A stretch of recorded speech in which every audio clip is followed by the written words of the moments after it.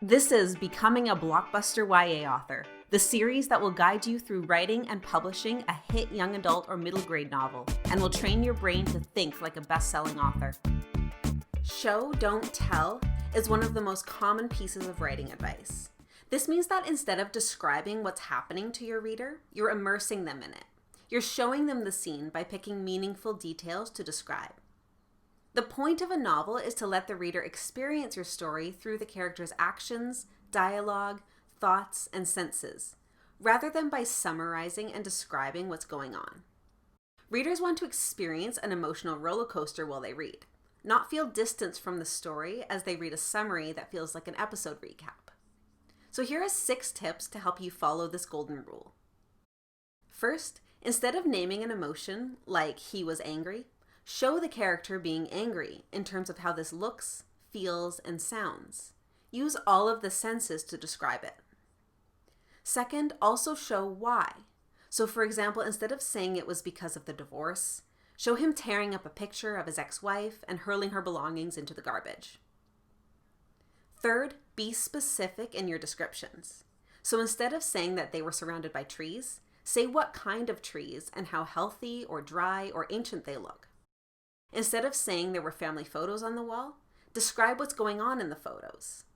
Adding details and feeling the scene with all of your senses will help to show the story.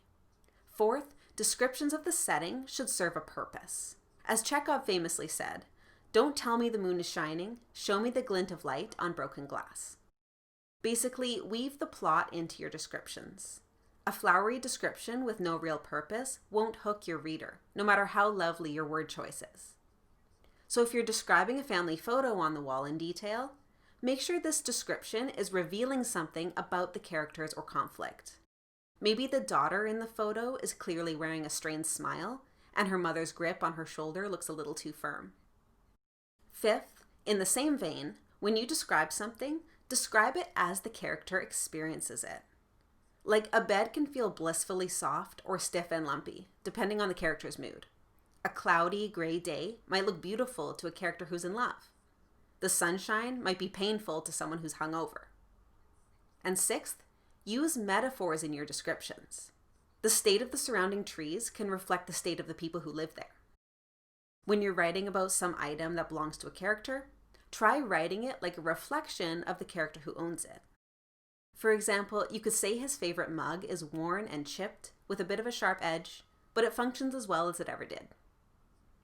So by following these tips to make your descriptions specific and meaningful, you'll be showing your story in a way that completely immerses the reader.